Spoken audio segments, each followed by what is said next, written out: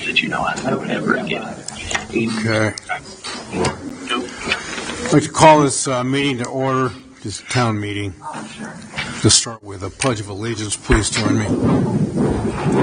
Pledge allegiance to the flag of the United States of America and to the republic for which it stands, one nation, under God, indivisible, with liberty and justice for all. Not just say the public. It's a public hearing, right? Yes, the public hearing. Yes, the board is conducting this public hearing to take public input, comments, and/or recommendations concerning the revision of ordinance number 179-14-21, local tax relief program.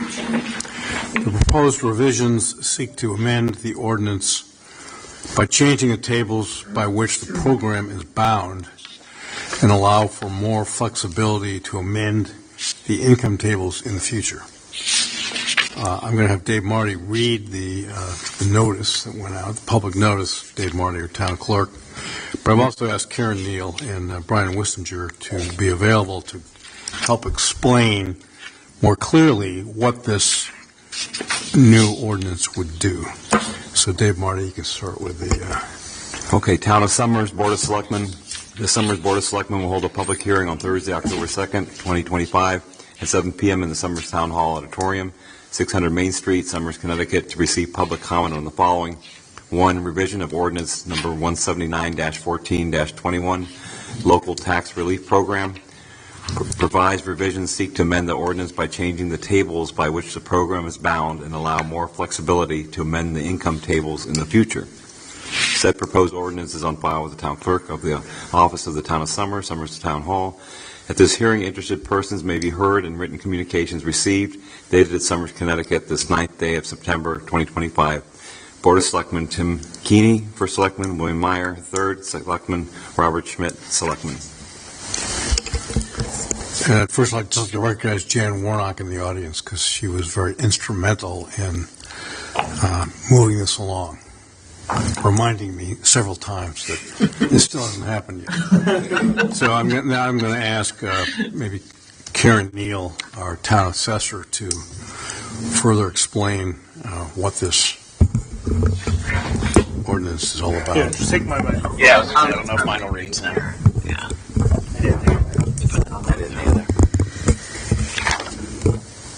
Well, our local tax relief is designed to help senior citizens save money on their taxes. It's an actual reduction of the taxes. There's a state benefit that we cannot change any income limits on, and we have a town benefit also. So we've used the same guidelines, state and town, for the income amounts. And what we're interested in doing here is leaving the state one alone, but then raising the income limits on the local benefit. So that way it would help out more seniors and also get them more people involved that didn't qualify. I've had people that missed the income. I had one woman this year by $11. She didn't get the benefit because she made $11 too much. Most of them are around $100. It's just too close, and it's a big deal for them. Some of them, it keeps them in their home. If they didn't have this benefit, they wouldn't be able to stay in their homes. So what we'd like to do is raise that income limit for the town to make more seniors eligible.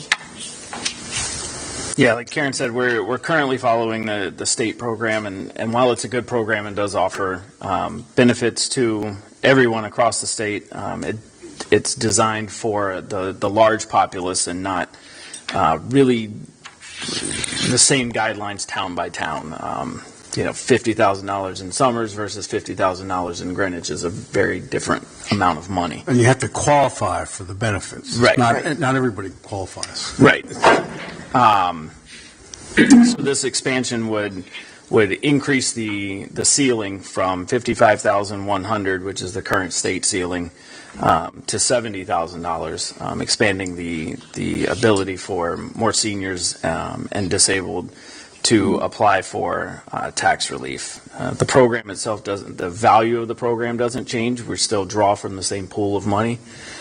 It just simplifies a little bit on both sides. It reduces the amount of administrative work needed annually to calculate the benefit per applicant.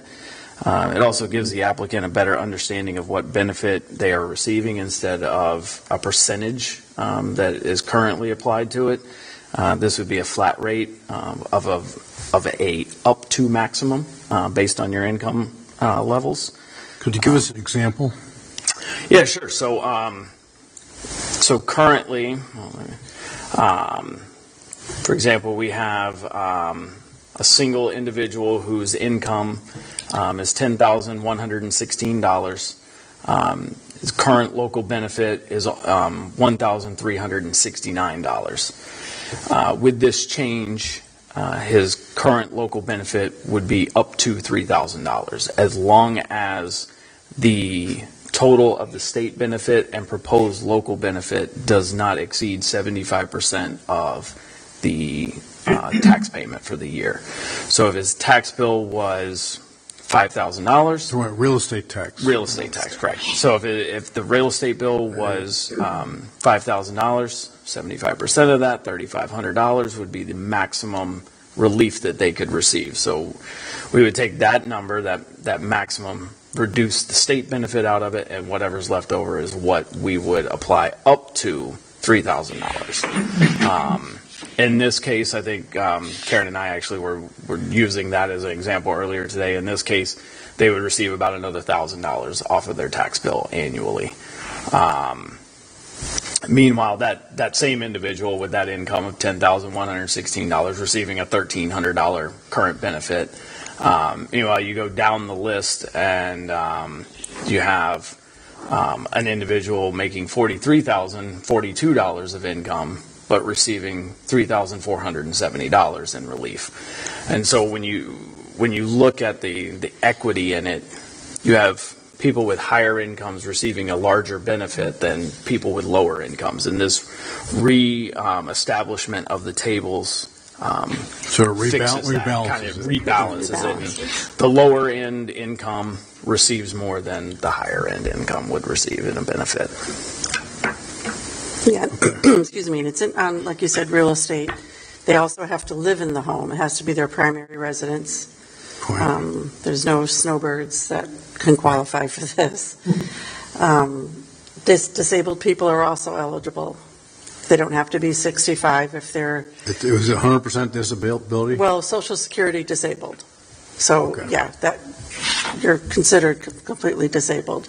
And currently, the only thing we offer for the disabled people is just a $1,000 exemption off of the assessment of their house, which saves them $30 a year. Yeah. Right. Yeah. That's nothing. Exactly. Right. So we're getting more of the disabled people that are applying for this, but a lot of them, unfortunately, live at Woodcrest. They don't own their homes. So we can't help them with that. But there's more that own their homes that are coming forward requesting assistance.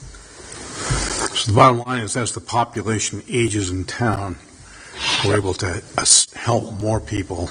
Correct. Because of the increased In income. Yep. And rebalance the equity of who should be receiving the larger benefits. Okay, great. So now I think we'll take public comment or public input or recommendations. So if you want to step forward to the microphone, you just turn it on. So is there a green light on there? Perfect. Yep. Oh, it was there. One more time. One more time. There you have it. There you go. Jan Warnock, 80 Maple Street. We've lived in town over 51 years, and what we bought a home for and the improvements we made and the additions and so forth have been great for us as a family. But now we find that we have a huge home we're trying to stay in. My husband has dementia, and it's been tough. Finance-wise, we're getting whaled. When the reassessment came, I said, all right, Tim, I've had enough now. So many other towns have amended incomes where you can start to deduct medical costs. And as seniors, that's a big chunk of our income. But if not that, our assessment was really, the order for help was really low. And it's like we're barely getting along, and yet we don't qualify for anything. And I just said, with the new reassessment, on top of all the other changes, we really need to try to keep our seniors here instead of making them run for the road. And so at this point in time, I was like, is there anything I can do or you can do to make it easier for us to keep the people who made this town here to live in it? My husband says he's only going on the house in a pine box, and at some point that might be true, but right now we have to exist, and this will help us, and I'm sure other people. At our Women's Club meeting today, I told the women, if you have friends in town who are on very limited income and they know they're scared with the reevaluations that our taxes are going to, and this may just be whatever they're reassessed for, may just be what we're going to top off, but it's a beginning. It's a beginning for all of us to have some kind of help to remain in this town and to be productive in the town. So I thank you. I thank you all for considering it, and I won't bother Tim anymore for a while till I come up with another problem. One less complaint. Like, why are so many homes in town going to LLCs? I don't like it, Tim. I have a lot of time to think, so I'm sorry I bothered you, but it's something. You didn't bother us. Something we That's what we're need here to for. We don't know there's issues if people don't tell us there's issues. Yeah. So That's how government thank you works. for taking all the information and coming to the aid of some of those us who will be able to use it. I hope it'll help. Great. Thank you. Thank you, Jan. Is there anyone else who would like to speak or give us any comments or recommendations? One comment. Okay. Sean Curtis, Lover's Lane. I support this. I think, being creative about how, the continuity in town in terms of our seniors and the folks that have served this town in a variety of different ways in terms of building the community. And I think it's smart to look at unique ways that we can support them. I'm not there yet, so I won't take advantage of it for another few years. But thank you for blazing the way. But kidding aside, I think it also raises an opportunity to comment that I think as a town we need to continue to find ways to broaden our tax base and find ways beyond the burden on the individual households and the individual taxpayers, and how do we look at development and economic development in the town of Summers to be, I think this is something we should do, but I think that we all should continue to find ways to work I was together. on the EDC for 10 years. Yeah. It was the most frustrating 10 years of being on a committee, because every time somebody wanted to come up with a good idea to start a new business or, the CVS or whatever, people in this town turned it down. And, it just got to the point, like Conval. This is a company that was selling things all over the world. Extremely successful. Are they in our town anymore? No, because we wouldn't allow them to expand their business across the street. We got to do more. I've only been in town a few years, and I would agree with you. We have to do more. I think it's a matter of just being curious as a town and being open to new ideas, but understanding what's made this town great, and then it's like glance back long enough just to realize how we got here, but then look forward and realize what we can create. And I don't want to, that's not what tonight is about, but it's more about how do we broaden our tax base so the burden, can be spread beyond just the individual household. So based. But I fully support this and just want to say thank you for Appreciate doing that. Thank you. Thank you. So anyone else had any comments or recommendations? Or please.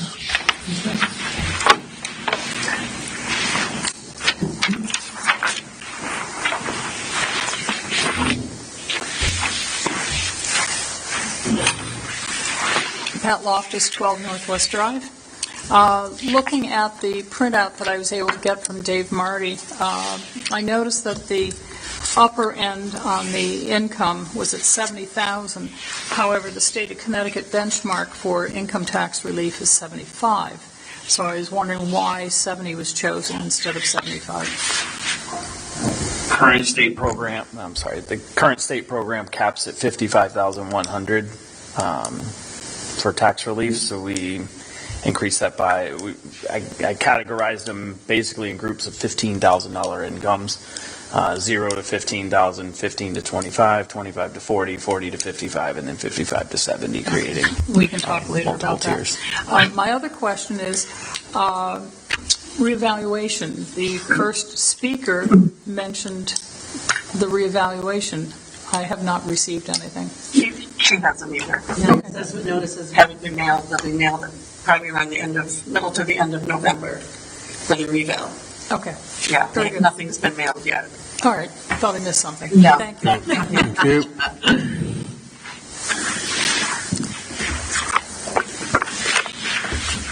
Is there anyone else that has any comments or recommendations? Since we have none, do we have and with no further comment, public hearing will be adjourned. We're adjourned. Thank you.